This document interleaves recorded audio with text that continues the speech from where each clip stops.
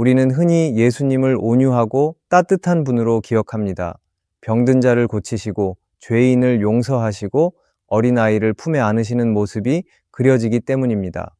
하지만 복음서를 자세히 들여다보면 예수님이 때로는 단호하게 분노하시고 어떤 장면에서는 깊이 탄식하시며 울기도 하셨습니다. 그 감정들은 단순한 인간적인 반응이 아니라 하나님 아버지의 마음과 뜻을 어지럽히는 것에 대한 거룩한 분노였습니다. 예수님이 무엇에 분노하셨는지를 바라보면 그분이 진짜 무엇을 소중히 여기셨는지, 우리에게 어떤 마음을 품기 원하셨는지 분명하게 알 수 있습니다. 오늘은 복음서 안에서 예수님의 마음을 가장 아프게 만들었던 장면들을 살펴보면서 우리의 신앙과 삶이 그분을 기쁘시게 하고 있는지 돌아보려고 합니다. 첫째, 예수님은 성전에서 장사하는 자들 보며 분노하셨습니다. 예수님께서 예루살렘 성전에 들어가셨을 때 그곳은 예배하는 장소가 아니라 장터처럼 되어 있었습니다. 하나님께 기도하고 마음을 드려야 할 곳인데 그 안에서는 소와 양을 팔고 돈을 바꾸는 사람들로 북적거리고 있었습니다. 사람들은 예배를 드리기 위해 성전에 왔지만 그 과정에서 돈을 지불해야 했고 때로는 터무니없이 비싼 값을 치러야 했습니다. 심지어 제사장들과 장사하는 사람들은 서로 짜고 돈을 벌고 있었고 하나님을 예배하는 자리에서 사람들을 이용하고 속이며 이익을 챙기고 있었습니다. 예수님은 이 모습을 보고 분노하셨습니다. 조용히 말씀만 하신 것이 아니라 상을 뒤엎고 의자를 넘어뜨리셨습니다. 그리고 분명하게 말씀하셨습니다. 하나님의 집은 기도하는 곳이어야 하는데 사람들이 그것을 강도의 소굴로 만들었다고 하셨습니다. 예수님은 소리를 지르신 것이 아니라 마음 깊은 곳에서 나오는 거룩한 분노로 행동하신 것이었습니다. 왜냐하면 예배가 무너지고 있었기 때문입니다. 하나님과 진심으로 만나야 할 자리가 사람의 욕심으로 더럽혀지고 있었기 때문입니다. 예수님이 그때 그렇게 하신 것은 단순히 화가 나서가 아니었습니다. 하나님을 예배하는 자리를 회복시키기 위해서였습니다. 하나님과 연결되어야 할 그 시간이 사람의 계산과 욕심으로 가득 차 있는 것을 그대로 두실 수 없으셨던 것입니다. 이 말씀은 지금 우리의 모습도 돌아보게 만듭니다.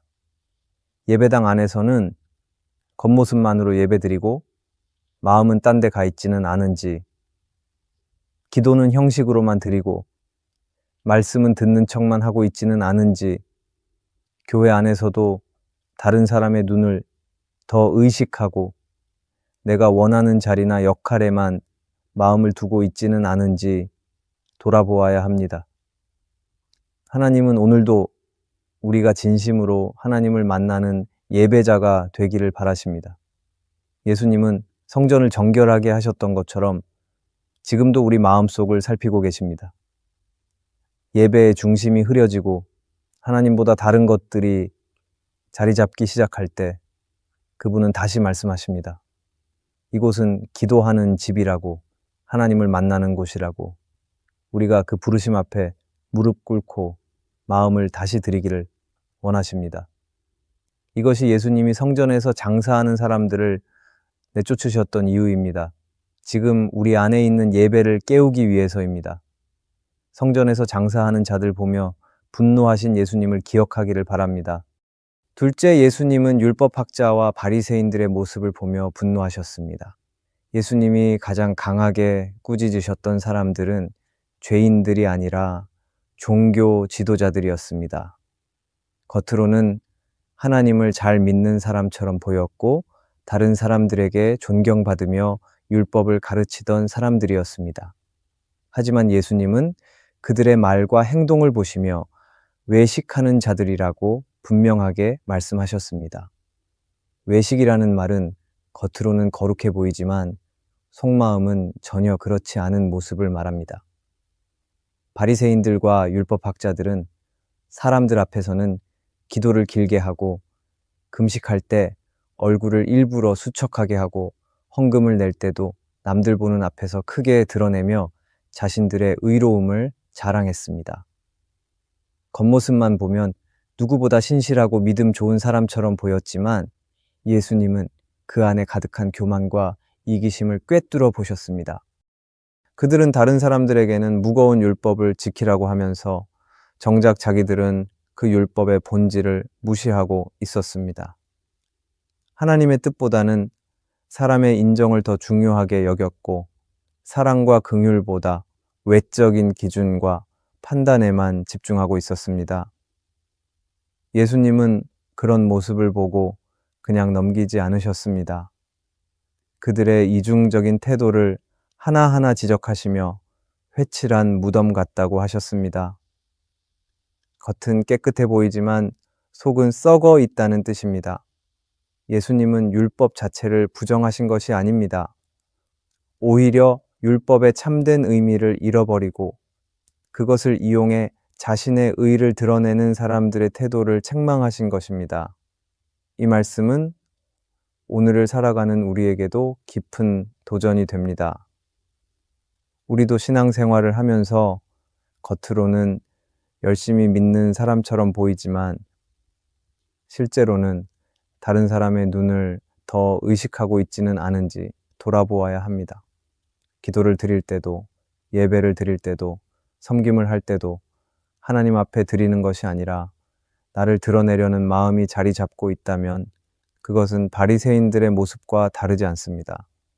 또 다른 사람의 신앙을 판단하고 자기 기준으로 옳고 그름을 나누며 정죄하는 마음이 있다면 그것 역시 외식하는 신앙입니다. 예수님은 지금도 중심을 보십니다.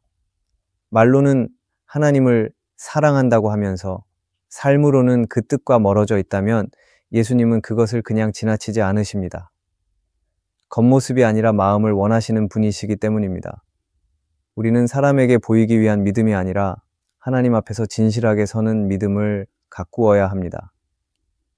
예수님께 책망받은 바리새인의 모습이 혹시 내 안에도 있는지 정직하게 돌아볼 수 있어야 합니다. 신앙은 남에게 보이는 게 아니라 하나님 앞에 내 마음을 어떻게 드리고 있는지가 중요합니다. 이것이 예수님이 외식하는 자들을 향해 분노하셨던 이유입니다. 지금 우리에게도 그 말씀이 울리고 있습니다. 중심이 없는 믿음은 하나님을 기쁘시게 할 수 없습니다. 율법학자와 바리새인들을 보며 분노하신 예수님을 기억하기를 바랍니다. 셋째, 예수님은 율법의 기준으로 정죄하는 자들을 향해 분노하셨습니다. 예수님께서 안식일에 회당에 들어가셨을 때 그곳에는 손이 마른 한 사람이 있었습니다. 예수님은 그를 보셨고 그의 아픔을 아셨습니다. 그 사람은 단지 육체적인 병을 가진 것이 아니라 사람들의 시선 속에서 외면당하고 조용히 숨어 살아야 했던 연약한 사람이었습니다. 예수님은 그를 고치고자 하셨고 회당에 있는 사람들의 반응도 알고 계셨습니다. 그 자리에 있었던 바리새인들과 율법학자들은 예수님이 안식일에 병을 고치시는지를 지켜보고 있었습니다. 그들의 관심은 병든 사람의 회복이나 하나님의 긍휼이 아니라 예수님을 정죄할 기회를 찾는 데 있었습니다. 예수님은 그들의 마음을 아셨습니다. 그리고 회당 한가운데로 손 마른 사람을 세우셨습니다. 많은 사람이 지켜보는 가운데 예수님은 물으셨습니다. 안식일에 선을 행하는 것과 악을 행하는 것, 생명을 구하는 것과 죽이는 것 중 어느 것이 옳은지. 그리고 이 물음에 아무도 대답하지 않았습니다. 사람들은 그저 침묵으로 일관하며 예수님이 어떻게 행동하시는지를 지켜보고 있었습니다. 그 모습을 본 예수님은 마음이 아프셨습니다. 성경은 예수님이 그들을 둘러보시며 노하셨고 그들의 완고한 마음을 슬퍼하셨다고 말합니다. 사람을 살리는 것보다 규칙을 지키는 것이 더 중요하다고 생각하는 그들의 모습을 보며 예수님은 단지 화를 내신 것이 아니라 깊이 탄식하신 것입니다. 그리고 예수님은 손 마른 사람에게 손을 내밀라고 하셨고 그의 손은 온전히 회복되었습니다. 이 장면은 단순한 기적 이야기가 아닙니다. 연약한 한 사람을 향한 하나님의 사랑, 그리고 사랑보다 규칙을 앞세우는 잘못된 신앙을 드러내는 이야기입니다. 예수님은 고통받는 사람을 외면하지 않으셨습니다. 단 한 사람이라도 살릴 수 있다면 그 순간이 안식일이든 아니든 상관없으셨습니다. 반면 율법을 따르며 경건하게 살아간다고 여겼던 사람들은 정작 눈앞의 고통에는 아무런 관심도 없었습니다. 이 말씀은 지금 우리에게도 묻고 있습니다. 우리는 누군가의 연약함을 볼 때 어떤 반응을 보이는지, 눈에 보이는 규칙과 기준만 따지고 있지는 않은지 돌아보게 합니다. 누군가 교회 안에서 도움을 필요로 할 때 우리는 기꺼이 손을 내밀 준비가 되어 있는지 아니면 조용히 외면하고 있는지 생각해 보아야 합니다. 신앙생활은 사람을 살리는 일입니다. 규칙과 기준은 중요하지만 그것이 사람을 억누르거나 밀어내는 도구가 되어서는 안 됩니다. 하나님은 지금도 연약한 사람을 찾고 계시고 우리를 통해 그들을 살리기를 원하십니다. 예수님은 그날 회당 안에서 외면당하던 한 사람을 회복시키셨고 사람의 아픔에 무감각한 종교심에 깊이 분노하셨습니다. 그리고 지금 우리에게 네가 보고 있는 것은 규칙이냐 아니면 사람의 고통이냐고 묻고 계십니다. 우리가 예수님의 마음을 따르기 원한다면 먼저 그 시선을 배워야 합니다. 약한 자에게 먼저 손을 내미는 것, 그것이 진짜 믿음이라는 것을 기억해야 합니다. 우리가 율법의 기준으로 정죄하는 자들을 향해 분노하신 예수님을 기억하기를 바랍니다. 넷째, 예수님은 예루살렘을 보며 눈물을 흘리셨습니다. 예수님이 예루살렘에 가까이 다가가셨을 때 그 도성을 바라보며 눈물을 흘리셨습니다. 그때 수많은 사람들이 예수님을 환영했고 종려나무 가지를 흔들며 호산나를 외쳤는데 예수님은 기뻐하지 않으셨습니다. 도리어 예수님은 눈물을 흘리셨습니다. 왜냐하면 예루살렘이 자신에게 주어진 평화의 길을 알지 못하고 하나님이 보내신 구원의 기회를 놓치고 있었기 때문입니다. 겉으로는 열심히 제사를 드리고 하나님을 섬긴다고 고백했지만 실제로는 마음이 하나님과 멀어져 있었고 진리를 거부하고 있었습니다. 예수님은 그 모습을 보시고 안타까워하셨습니다. 그저 안타까워하신 것이 아니라 마음 깊이 슬퍼하시며 눈물을 흘리셨습니다. 예수님의 눈물은 단순한 감정이 아니었습니다. 하나님의 아들이셨던 예수님은 그 도시가 얼마 지나지 않아 큰 심판을 겪게 될 것을 알고 계셨습니다. 결국 예루살렘은 로마에 의해 무너지고 수많은 사람들이 목숨을 잃게 됩니다. 예수님은 그것을 내다보시며 말씀하셨습니다. 너희가 화평의 일을 알았더라면 얼마나 좋았을까. 그러나 지금은 그것이 너희 눈에 가려졌도다. 이 말씀은 그저 과거의 한 도시에 대한 탄식이 아닙니다. 지금 이 시대를 살아가는 우리에게도 똑같이 적용되는 경고입니다. 이것은 성경에 나오는 한 인물을 떠올려 보면 더 분명해집니다. 유다는 예수님을 따라다녔습니다. 3년이라는 시간을 함께 보냈고 기적도 보았고 말씀도 들었습니다. 겉으로 보면 제자였습니다. 그러나 그의 마음은 점점 예수님에게서 멀어져 있었습니다. 결국 그는 은 30에 예수님을 팔았고 예수님이 진짜 누구신지를 끝까지 깨닫지 못했습니다. 기회는 그에게도 있었습니다. 하지만 그는 그 기회를 놓쳤습니다. 예루살렘이 그랬던 것처럼 말입니다. 팀 켈러는 탕부 하나님이라는 책에서 이렇게 말했습니다. 우리에게 있는 그럴듯해 보이는 종교적 열심이 오히려 진짜 하나님을 밀어내는 가장 큰 문제일 수 있습니다. 예수님은 오늘날 교회를 다니고 있고 신앙생활을 한다고 말하면서도 정작 마음이 완고하고 자기 생각에만 갇혀있는 사람들을 보면 안타까워 하십니다. 예수님은 예루살렘이 회개하기를 바라셨습니다. 다시 하나님께 돌아오기를 원하셨습니다. 그리고 예수님은 우리가 예배 자리에 앉아 있고 말씀을 듣지만 마음으로는 하나님을 거부하고 있다면 슬퍼하실 것입니다.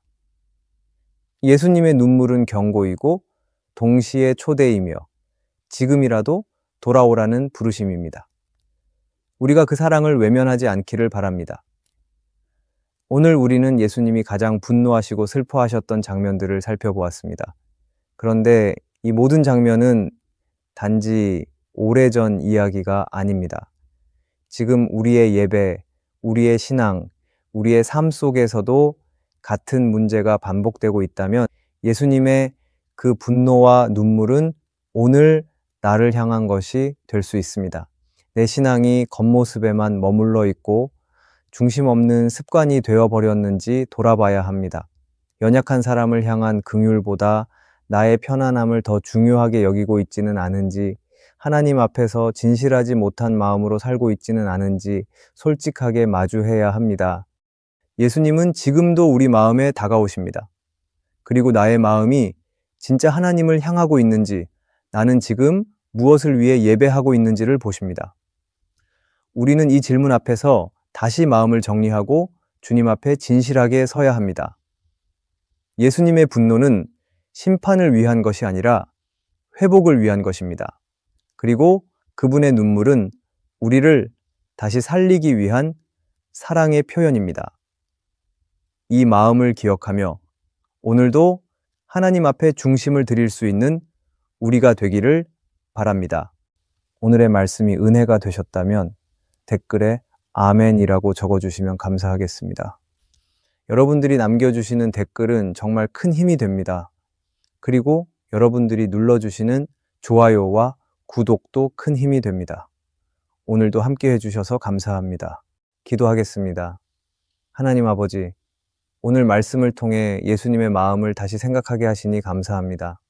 하나님을 예배해야 할 자리가 욕심으로 채워지고 사람을 살려야 할 자리에 판단과 외식이 자리 잡고 있지는 않은지를 돌아봅니다. 예수님의 눈물을 기억하며 오늘도 그 사랑 앞에 정직하게 서게 하여 주시기 바랍니다. 신실한 예배자, 진실한 그리스도인으로 살아가기를 바랍니다. 우리의 마음을 새롭게 하시고 예수님의 마음을 품은 사람으로 날마다 자라가게 해 주시옵소서. 예수님의 이름으로 기도합니다. 아멘.